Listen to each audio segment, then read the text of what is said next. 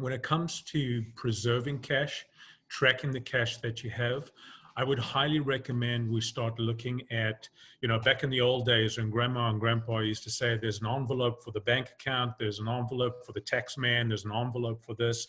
Really have a close look at where your money is actually going in your business. If there's any time to be really prudent and understand the business expense and the liabilities of your business, now is the time to do that.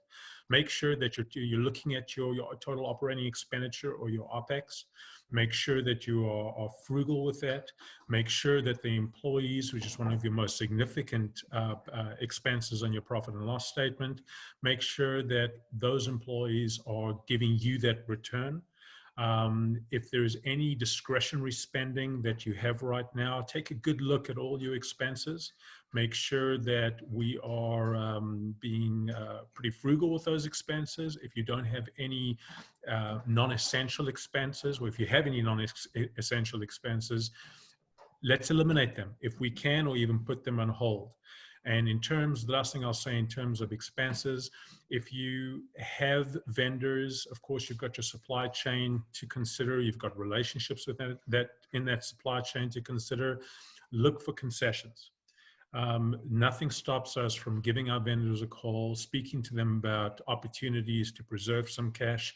And we'd be surprised what we can actually do, but really focus critically on where your money is going, and of course, how much money we can continue to bring in. And if we're not bringing any cash, what do we do with our current cash? How do we manage our current cash strategies?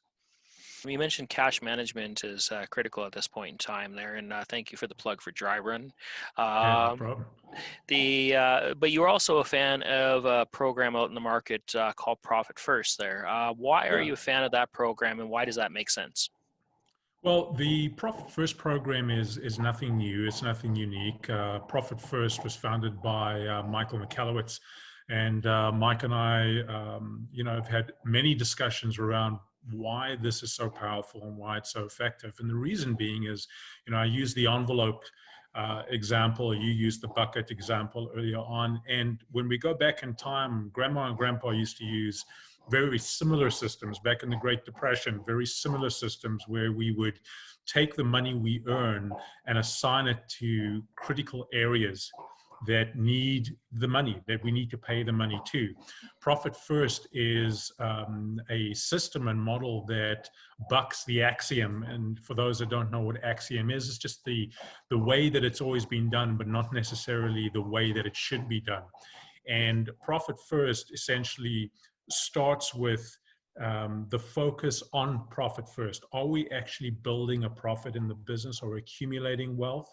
And then moving down to making sure that the owner of the business is paid, that we are putting money aside for taxes, and that we have enough money that we can actually associate and direct to the expenditure, overall expenditure of the operation.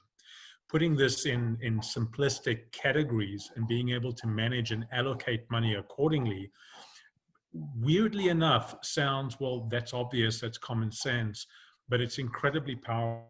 And Jeremy, the reason why it's so powerful is because it works it's aligned with human behavior.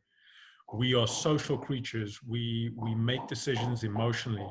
Therefore, by selling or producing revenue just to pay expense or expenses and hopefully have a profit at the end of the day is not how we work.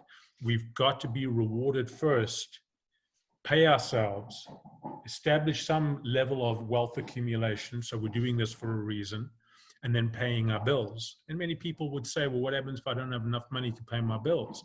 Well, the interesting part is that's telling you that your business is not producing enough revenue to actually pay its expenses. So Profit First, I mean, it's a lot more powerful than that. I'm not doing it as much justice as I could, but ultimately it's a system that has taken many out of the financial crunch and put their business in an incredibly strong position from a cash basis. when business owner speaks to their accountant and the accountant says, well, the business made a great profit this year, whether it's gross or whether it's net operating income, but we go to our bank account and we start looking for the cash. For some reason, we don't see the cash in our bank accounts. And this is a lot of stress for a lot of business owners. And the reason is primarily because the accountants, bookkeepers work within a world of GAAP, work within a world of accrual accounting. On the other hand, business owners don't live in that world necessarily.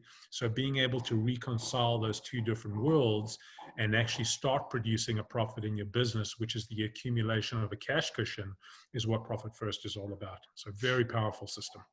Well, and I can relate it to the impact on why businesses fail. Number one reason, 42% of the reasons businesses fail is they don't actually have a viable product there or service. So the world's just saying that, hey, your business is not something that we desire. And people go out there, and I can think of all kinds of like little knick-knack type businesses there that, or you see businesses driving down the street that location switched out 5 times in the last 10 years. And you're like, why does anybody buy that? So I can see that part. So viability, really focusing on is viable and can you meet your expenses? Then maybe it's not a viable product. And number 2 is cash. Managing cash, and so that's near and dear to our heart. 30% of businesses fail. They say that it's due to mismanagement cash. Scary thing is 70% of those businesses are actually profitable. It's just they didn't keep an eye on it, especially in crises like this. So it's expected that half of businesses will fail normally in a 5-year period of time. I expect over the next 2 years, we're going to see a big spike in that because people just weren't prepared or ready for how this came out of just came out of nowhere and hit many of us there. And so we're scrambling to deal with it. So check out Profit First. And if you're looking for business advice, I would definitely recommend you get in touch with Bruce Baker. His website is www.4workplaces.com. That is the number 4, www.4workplaces.com. Him and his team would be happy to talk to you about and making sure that you can build, scale, and keep viable in your business. Thank you very much for this, Bruce, and you have yourself a great day. Thanks for having us. You too, Jeremy. Take care, folks.